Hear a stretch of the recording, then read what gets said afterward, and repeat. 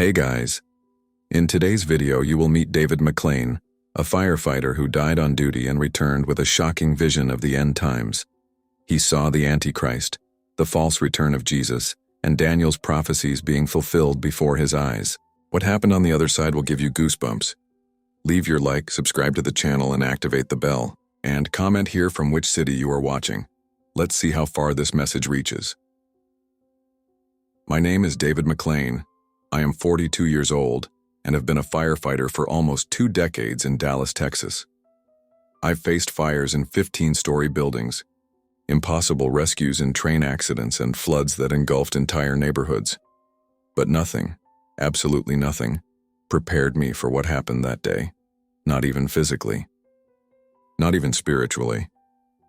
It was a hot afternoon, July 2022, and an old chemical factory in the city's industrial zone had caught fire. We received the call at 3:14 p.m. I remember checking the clock in the truck. It's going to be hell, I told my partner. And I was right. I just didn't know it would be literally. The flames were completely out of control, and a black cloud rose as if it wanted to swallow the sky. The structure was about to collapse, but 2 employees were still missing inside. I entered, without hesitating. It was my last act as a living man. The ceiling collapsed. I felt a burst of heat, then a violent impact on my head. The last thing I heard was the sound of my own radio screeching in static. After, absolute silence. But I didn't die. At least not completely. Put 6 minutes. My heart stopped. According to doctors, there was no pulse, no brain activity. They said I was gone. But what happened to me in that void was more real than any fire I've ever faced. I woke up in total darkness. But it wasn't just the absence of light. It was a living presence of darkness. As if what surrounded me was conscious, and this conscience hated me. I felt fear crawl across my skin like invisible worms. Suddenly, a light tore the darkness. Intense, alive, but without blinding me. And from within it emerged He, Jesus. He was not surrounded by harps or singing angels. He was serious, with eyes full of something that chilled my soul.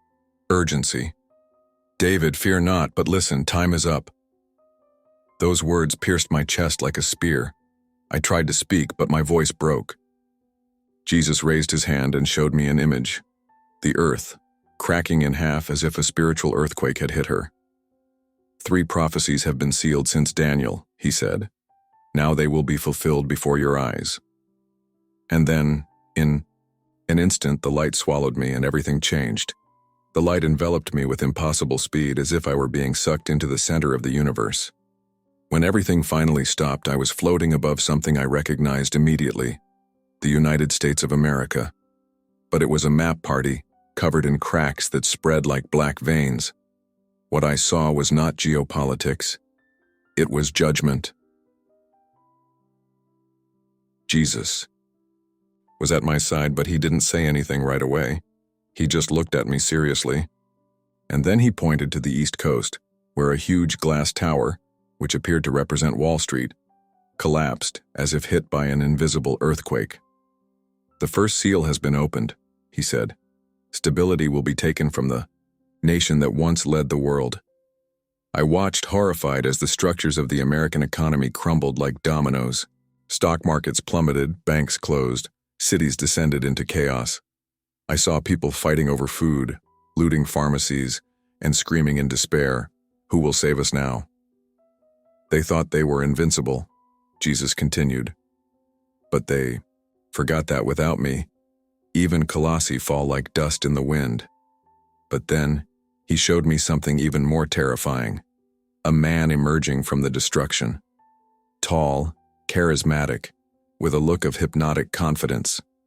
He didn't look like a politician, but a savior. The crowd ran towards him like sheep to the slaughter. He will bring promises of peace, healing, and unification. He will speak of justice and freedom. But it will be lie, said Jesus with sadness in his voice. This is the deceiver. The world is about to Korowalo. In the vision, This man presented a proposal for a global treaty involving multiple nations and, what shocked me, a security pact with Israel. An agreement that seemed to bring hope, but hid the beginning of Daniel's last week. I clearly heard the voice of Jesus whisper, Daniel 9:27, He will confirm a covenant for 7 years. My heart started pounding, even outside my body. I asked, but has this already started? Are we seeing it happen now? Jesus looked at me with eyes of fire and replied, Everything is prepared. The final piece is about to come into play. When they see the signing of peace, they will know that time is up. The view changed again. I saw churches closing their doors, persecution disguised as righteous laws, and religious leaders embracing the new global system, saying, It's all for the common good. And Jesus said firmly, Many of my children will sell themselves for safety. But those who hear my voice, even in the midst of chaos, they will shine like torches in the darkness. Before I could react, the entire earth shook, and then a new scenery appeared before me, a temple in Jerusalem being rebuilt. Now, said Jesus, it is time to see the second prophecy. I could barely absorb what I had just seen when, in the blink of an eye, I was taken to a new place. It was as if I were hovering over Jerusalem, but not the Jerusalem of the news. This was a different era, more modern, full of shiny structures. And in the heart of the city, a new temple. Solomon's temple had been rebuilt. I recognized it immediately, even though I had never been there. It was magnificent, imposing, but something was wrong. The air there was heavy, thick, as if the holiness had been replaced by a false light. Jesus was next to me, looking at the scene with a somber expression. The world will celebrate this temple. They will say it is the sign of peace, of reconciliation, but it will be the final trap. Inside, I saw religious and political leaders from all nations. They were smiling, shaking hands, and even praying together. What should be sacred was being used as stage for a global theater. And then he appeared again, the same charismatic man from the previous vision. This time he was wearing a white tunic with a golden insignia on his chest. He went up to the central altar and raised his hands. The whole world watched on big screens, cell phones, holograms. He didn't need to say much. The world was already mesmerized. This is the moment that Daniel called the abomination that makes desolation, said Jesus. Daniel 9:27. In the middle of the week, he will break the covenant and put himself in God's place.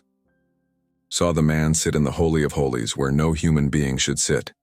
He looked at the cameras and declared in a soft and penetrating voice, I am peace. I am truth. I am what you expected. At the same time, there was a global silence, as if the world had held its breath. And then, the crowds applauded. Jesus placed his hand on my shoulder. His eyes were filled with pain, but also with authority. That will be the point of no return. Half of the last week will have passed. The heavens will fall silent, and the Great Tribulation will begin. From above, I saw 10 regions being activated on a holographic map, each with a leader subordinate to the Antichrist. A new system has been implemented in real time, a digital code, invisible but obligatory. Whoever refused was excluded from everything: banks, healthcare, food.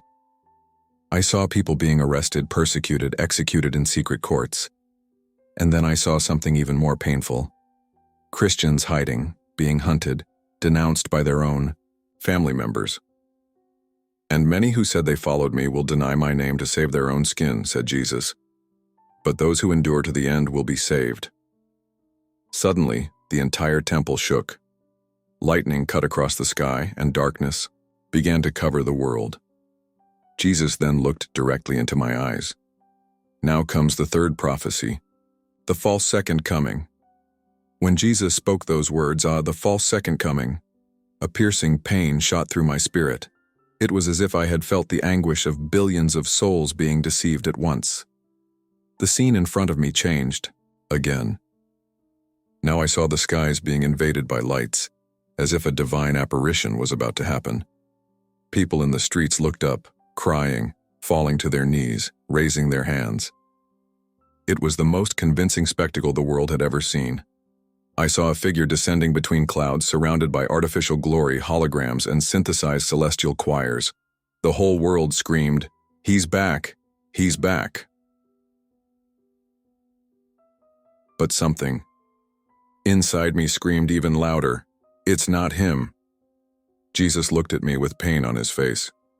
"He will come as an angel of light," as I said, "but it is the big mistake, prepared since ancient times." The false apparition was perfect. He looked like Jesus. Same soft face, same white tunic, same soft speech. But there was an almost imperceptible difference. A sparkle in the eyes that didn't convey love but rather control. Era, the Antichrist, now in his final form, pretending to be the savior everyone was waiting for.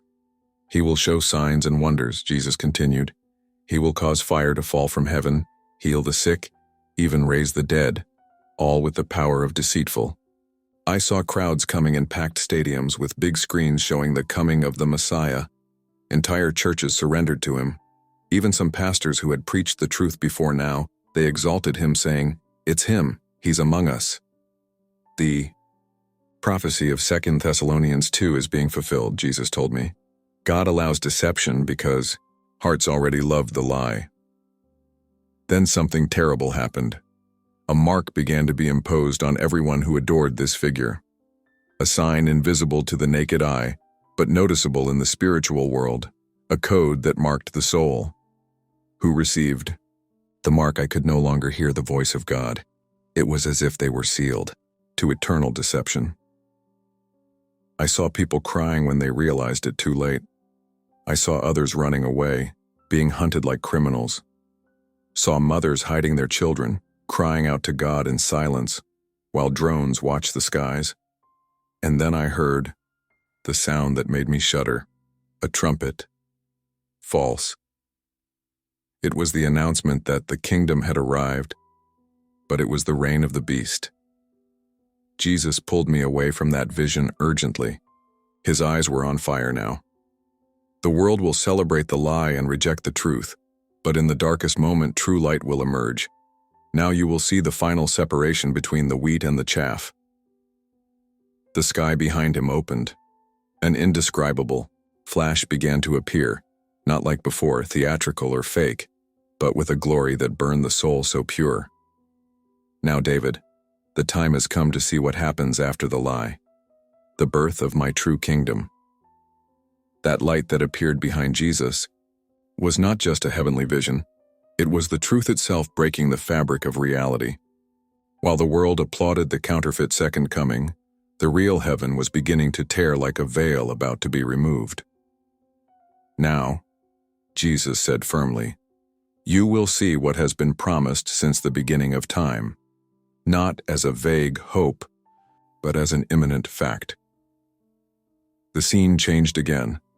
Now I saw the whole world collapsing. The global system that seemed indestructible began to crack, not because of wars or revolutions, but because the presence of God was approaching. It was as if creation itself reacted to the arrival of the Creator. The sky turned red like blood. The stars seemed to dance in agony. And then, one bang so loud which was not heard with the ears, but with the soul. It is the opening of the heavens, Jesus said, just as John saw in Revelation 19.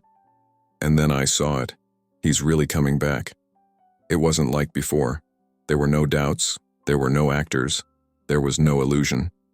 Jesus was riding on a white horse, with millions of heavenly armies. Behind him and on his thigh was written, King of Kings and Lord of Lords. The impact of this scene was indescribable. The world paralyzed. All who had followed the false Christ fell to their knees, but not in worship, but in absolute terror. Some tried to hide in caves. Others screamed for mercy. But Jesus advanced with authority, no longer like the lamb, but like the lion. And every eye will see him, he told me, even those who scoffed, who denied, who sold their faith for comfort. The vision then showed me the kingdoms of men being crushed like fragile glass. Cathedrals of the new global order were collapsing. Screens on every continent went black, and the sound of crowds crying took over the planet. But, amidst the destruction, there was something new being born. We men and women marked with the seal of God being gathered by the angels. They weren't scared. Their eyes were full of tears, of joy. These are the ones who resisted, Jesus said. They did not bend the knee, and now they receive their place in the kingdom. Then Jesus pointed to something that was rising from the sky like a floating city, alive, pulsating with the glory of God. The New Jerusalem, he said, prepared since before the foundation of the world. It was indescribable. There was no temple because God himself was there. There was no sun because the glory of Christ illuminated everything. And I cried. You have seen the false kingdom, said Jesus. Now you've seen mine, and there is a choice. Which throne each soul will decide to follow. Everything inside me burned. It was as if every cell cried out, I want to be here. Don't let me go back. But Jesus touched my face and said, Not yet. There is more to be seen. The time of signs is not yet over. Now you will see the last warning to humanity. The heavenly city disappeared before my eyes like mist at sunrise, and in the blink of an eye, I found myself before the earth again. But now, it was silent. Not the silence of peace, but the silence that precedes the final storm. Jesus took me to a high place, as if we were above time, looking at the line of centuries. I saw historical moments unfold like scenes from a movie. Noah's flood, the destruction of Sodom, Israel's exile, the crucifixion, and then I saw our time. It was as if 2025 was written in flaming letters in the sky. This is the year of decision, Jesus said. The countdown has begun. I saw a thin line dividing two worlds. On the one hand, people giving themselves over to pleasures, distractions, human philosophies, empty spiritualities. On the other, a smaller group, with attentive eyes, with hands raised, waiting, like sentries. Most will not see, Jesus said. They are too busy with their own kingdoms. But I always warn. Always. Then he stretched out his hand and showed signs that were already happening, but that many ignored. Solar storms affecting satellites and global communications. Tremors in places that had never before recorded earthquakes. Economic collapses in sequence, like dominoes falling in different countries. False miracles carried out in the name of science and global unity. A growing acceptance of sin, to the point of being publicly celebrated as a virtue. But the most shocking thing was what I saw next. A crowd looking up to the sky, but not with hope, but with contempt. They shouted phrases like, He's not coming back. We are our own gods. The Bible is ancient mythology. Jesus turned his face away for a moment, and I realized something. He wasn't angry. I was sad, deeply sad. As I wept over Jerusalem, he said, I cry for this generation. At that moment, the sky opened again and 3 angels appeared, each with a trumpet in hand. Jesus explained, the first will proclaim the truth one last time. The second will ring to separate the faithful.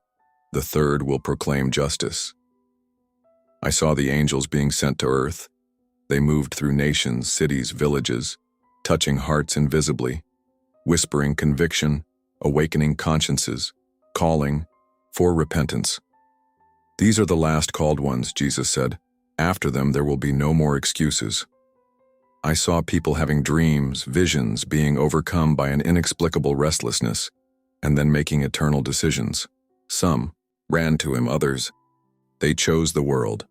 And then came the most painful moment of the vision. I saw names being erased.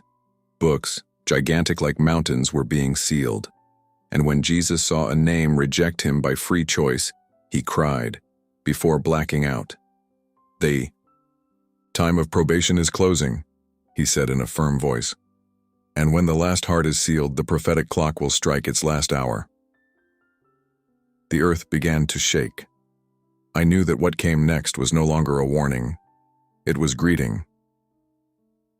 David, now you will see the final war, the enemy's last attempt to take what was never his. The ground beneath my feet seemed to melt as the spirit world showed me the next scene, and it was as if I had been thrown into the ground. Heart of the apocalypse. The sky was red, the earth fragmented, and in the distance an army that was not of this world started to move. This is the battle of the ages, Jesus said beside me, the final rebellion against my throne. We us governments of earth coming together, no longer as independent nations but as a single global empire, all under the command of the false Christ, the Antichrist. His words were fiery, as if he had set the world on fire with hatred towards the sky. They blame faith for their failures, Jesus explained, and now they have decided that the world can only survive if it eliminates those who belong to me. The nations were armed to the teeth, but not just with physical weapons. They had mind control satellites, surveillance neural networks, and even technology to simulate supernatural manifestations, all created to confuse, distract, and deceive even the elect if possible. I saw deserts being transformed into battlefields. I saw the skies being invaded by drones in the form of flying creatures. I saw tanks surrounding the hills of Israel. And then I understood. It was Armageddon. But something even more terrifying happened. Portals began to open in the sky. Not God's heaven, but a spiritual veil tearing apart, revealing legions of demons. They had grotesque forms, flaming eyes, and marched with fury, ready to possess, dominate, and destroy. Revelation 16:14 said Jesus, unclean frog-like spirits who go out to gather the kings of the earth for war. And then, something that took my breath away. They came after the saints. I saw Christians hiding, praying, fasting, watching, but heaven had not forgotten them. Jesus pointed to each of them and said, "They are my resistance. They are the ones who they washed their clothes in the blood of the Lamb." I saw angels descending with swords of fire, protecting the righteous. I saw demons being destroyed by the fervent prayer of a group of teenagers hiding in a basement. Saw children prophesying and elderly receiving visions. And I understood. God was empowering those who were not strong in the eyes of the world. This war is not won by weapons, but by faith, by pureza, by supernatural courage. And then, in the middle of the spiritual battlefield, I heard a last trumpet, but that wasn't a warning, was a calling, one command, a breakup. The whole sky opened like a book. He who is faithful and true coming, this time to reign, not to warn. Now, David, Jesus said, looking at me, you will see the Lord's day. There was no longer any doubt. The end had come, but not like a chaotic collapse. It was a triumphal entry, a final curtain being pulled back to reveal the true king of history. The heavenly trumpet still echoed when the sky tore from side to side, like a tapestry, being opened by the hands of God. And then I saw him. Not just in vision, but in full glory. Jesus, mounted on a white horse, came ahead of an army of light, and his name was no longer just whispered, it was shouted from the heavens, King of kings, Lord of lords. What is written is now fulfilled, he said, Revelation 19:11. I saw the sky open, and behold, a white horse, the one riding on him is called Faithful and True. Earth reacted immediately. Mountains moved, seas opened. Entire peoples dropped everything to look at the sky. Some tried to escape, but there was nowhere to hide. It was as if the planet itself knew. Authority has returned. And then, something that took my breath away. The spoken word of Jesus was transformed into rays that dispelled the army of darkness. He didn't need to lift a sword, it was enough to talk. It's over, he said with the voice that made the heavens and earth tremble. Man's time is over. The eternal kingdom begins now. I saw the Antichrist being defeated in the blink of an eye along with the false prophet. Both were released alive in a place of bottomless darkness. I saw the global system collapse like a house of cards, towers of power turning to dust, digital currencies fading away like broken codes. The beast was overcome, not by human strength, but by the word that came from the mouth of God, said Jesus. At that moment, a crown of pure fire appeared over his head, and all the crowns of the earth fell before him. I saw the few survivors of the faithful people, raising your hands, their faces bathed in tears of relief, joy, and reverence. And then, with a gentle gesture, Jesus descended from heaven to earth, touching the ground with his pierced feet. And when that happened, everything has been renewed. Trees flourished where there was desert. The waters began to flow pure from previously contaminated rivers. Wild animals lay down next to children. And nature itself sang, yes, he sang, a melody that one did not hear with the ears but with the spirit. The millennial kingdom begins here, said Jesus. 1,000 years of justice, peace, and divine presence on earth. I saw thrones being prepared. I saw the faithful being placed in positions of authority, not by human merit but by eternal fidelity. I saw families being reunited, the dead being restored, children running without fear. And most shocking of all, God himself now dwelt among men. The promise has been fulfilled, David, said Jesus with a smile that made me tremble inside. Now you will see the judgment, the day when every soul will be called by name. The joy of the millennial kingdom seemed infinite, but then Jesus stopped. His face became serious once again. Now, he said, it has come the most solemn moment of all human existence. The sky changed color, not violently but majestically. A pure white took over everything, saw a great throne raised above any mountain, above everything that had already been created. It was what the Bible calls the Great White Throne.